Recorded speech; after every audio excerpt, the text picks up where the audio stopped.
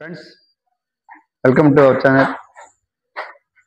ఆయుర్వేదంలో మనకి భారతదేశంలో ఆయుర్వేదం పుట్టిల్లు. ఈ ఆయుర్వేదాన్ని పూర్వకాలం నుంచి ప్రజలు వినియోగిస్తున్నారు. నిత్యావసర దినుసుల్లో కూడా మనం ఆయుర్వేద దినుసులు వాడుతూ ఉంటాం, వంటల్లో కూడాను. అలాగే వనమూలికలు, అడవిలో పుట్టిన దుంప జాతులు, అనేక వనమూలికల్లో కూడా మనకి ఔషధ గుణాలు ఉన్నాయని మనకు తెలుసు. కానీ ఆయుర్వేదం పట్ల చాలామందికి చులకన భావం ఉంది. అయితే ఇప్పటికీ నమ్మిన వాళ్ళు దాన్ని ఆచరిస్తున్నారు. అలాగే నమ్మలేని వాళ్ళు అల్లోపతి వైద్యం వెళ్ళిపోతున్నారు. అయితే ఆయుర్వేదంలో కాస్త ఆలస్యంగా ఫలితాలను ఇస్తుంది కాబట్టి దాన్ని ఎవరికి ముందుకు తీసుకెళ్ళడానికి ఇష్టపడరు. కానీ ఆయుర్వేదం దినుసులు కానీ ఆయుర్వేద వనములు కానీ మనం వినియోగించినట్లయితే శరీరానికి ఎంతో మేలు చేస్తుంది. కాలక్రమేణా శరీరానికి ధాతు పుష్టి, శరీర పుష్టి, అంగపుష్టి అనేక రకాలుగా మనకి ఉపయోగపడతాయని మనకు తెలుసు. కానీ నిర్లక్ష్యం చేస్తాం.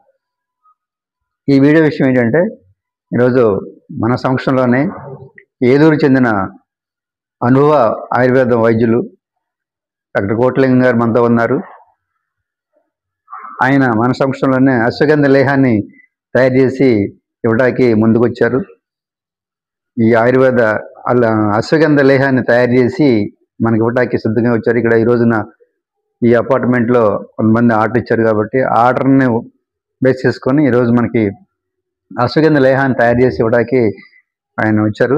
అశ్వగంధ లేహంలో ఏమేమి దినుసులు వాడతారో దాదాపుగా 40 రకాల దినుసుల్ని వినియోగించి దాని లేహంగా తయారు చేసి మనకి ఇవ్వడానికి సిద్ధంగా ఉన్నారు. ఇప్పుడు ఒకసారి ఆయనతో ఒకసారి మాట్లాడదాం. కోట్లింగం గారు నమస్తే. నమస్తే సార్.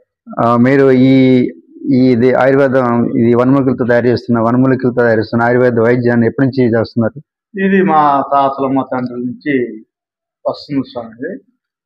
ఇది మా తండ్రిలో మాకు ఇచ్చిన విద్య. ఇది ఈ లేహాల్లో 32 లేహాలు ఆయుర్వేద శాస్త్రం ప్రకారంగా ఉంటాయి. అంటే అప్పుడు లేహాలు ఊరు పిచ్చిక లేహం, మదన కామేశ్వర లేహం, శతమూలిక లేహం, రోజా పుష్ప లేహం, నారసింహ దాత పుష్ప లేహం, చౌప్రాస్ లేహం, సరస్వతి లేహం, ఇవన్నీ ఉండేవి. ఇప్పుడు జనరల్ గా ఏంటంటే మనం తినే ఆహారం అంతా ఇప్పుడంతా ఉప్పుడు కాబట్టి అంతా మందు తింది కాబట్టి చిన్నగా మన పుట్టిన పాపలు కూడా అంతా వీక్నెస్ అయ్యి నీరసపడి లేక ఓపిక లేక మనం తినే ఆహారాన్ని బట్టి అట్లా ఉంటుంది స్వామి. కాబట్టి ఏంటంటే అశ్వగంధాది లేహం అంటే అశ్వ అంటే గుర్రము, పేరు లేని వ్యాధి, పెన్నేరుగడ్డ, ఏ వ్యాధి ఉన్నా లేకపోయినా కాపాడుతుంటుంది అశ్వగంధి. అట్లా కాబట్టి మీరు అశ్వగంధ లేహంలో ఎన్ని రకాల దినుసులు వాడతారు? ఇది 41 ఐటమ్స్ కలుస్తుంది స్వామి. సారీ మాకు ఇక్కడ వివరించండి. ఇది ఉసిరికి పప్పు అండి, కరక్కాయ స్వామి, ఎర్రవాలుడు, సన్నదంప రాష్ట్రం, అది సుగంధ వేర్లు, అది వస, అది అటుమధురం, మిరియాలు, టానికాయ, నెల జీలకర్ర, కురింజివాము, మోడి, భూచక్ర, కచ్చూరాలు, గంధ కచ్చూరాలు, తొంగగడ్డలు, పిప్పళ్ళు, సొంటి, జీలకర్ర, కిస్మిస్, బాదం, జీడిపప్పు, ఖర్జూర పండు, యాలక్కాయలు, జాదికాయ, జాపత్రి, లవంగాలు, సోపు, సోంపు, ఇది తిప్పుతీగ, ఆకుపత్రి, తాలిస్పత్రి, రత్నపురుష, మరాఠీ మొక్కలు, అశ్వగంధి, ఇదే గడ్డ అశ్వగంధి అంటే అది సునాముకాకు. అది విషయం. ఇంకా దీంతో పాటుగా కొంచెం పాత బెల్లం, కొంచెం తేనె, నెయ్యి, కొన్ని 4 రకాల భస్మాలు కలుస్తాయి దీంట్లో. ఆ భస్మాలు కూడా వంగ భస్మం, అబ్రక భస్మం, శిలాయతి భస్మం, ఇట్లాంటి 4 రకాల భస్మాలు నెంబర్ 1 గా ఉంటుంది. ఇదంతా ఇదంతా వనమూలికలన్నీ పౌడర్ చేసి లేహం తయారు చేసి ఇచ్చి ఉదయం 1 స్పూన్, రాత్రి 1 స్పూన్ తినేదే. జనరల్ గా పచ్చి ఉంటుందా? దీనికి పత్యం అంటే ఏది ఉండదు. మోకాల నొప్పులు ఎక్కువ ఉండలో మాత్రం ఒక బంగాళదుంప ఒకటి తినకుండా ఉంటే చాలు. ఇది మోషన్స్ ఫ్రీ, ఉడుకు, వాతము, గ్యాస్ ట్రబుల్, నరాల వీక్నెస్ మీద మంచి బలాన్ని ఇస్తుంది అశ్వగంధి.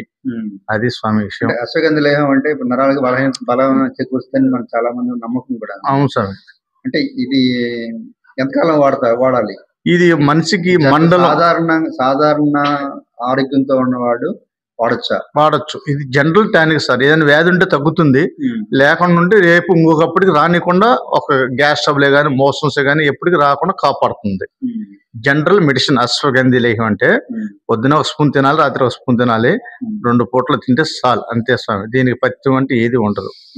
అది షుగర్ ఉన్న వాళ్ళకి మళ్ళీ దీంట్లో వేరేది పడపత్రాకు, నేరేడు గింజలు, నేలముష్టి, మెంతులు, తిప్పుతీగ ఇవన్నీ పౌడర్లో వేసి షుగర్లో వేసి కలిపిస్తాయి లేహ్యంలో.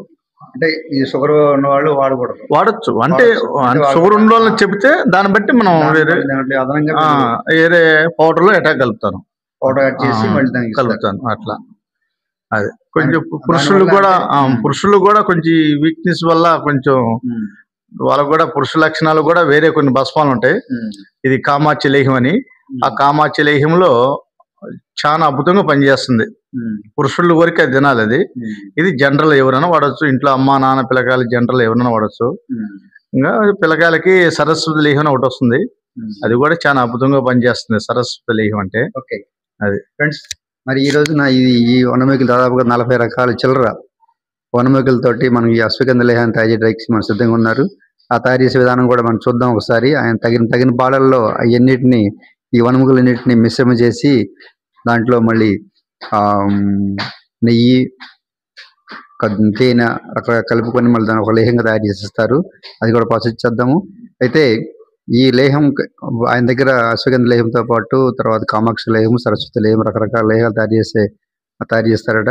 ఎవరైనా కావాల్సిన వాళ్ళు మన ఈ డిస్క్రిప్షన్లో మనం ఆయన నెంబర్ ఇద్దాము, అలాగే వీడియోలో కూడా నెంబర్ ఇద్దాము. కావాల్సిన వాళ్ళు ఆర్డర్ పెట్టుకోవచ్చు. ఓకే, మనం ఇప్పుడు ఈ అశ్వగంధ లేహం ఎలా తయారు చేస్తారో ఒకసారి మనం ఆ తయారు చేసే విధానం కూడా ఒకసారి మనం చూద్దాం.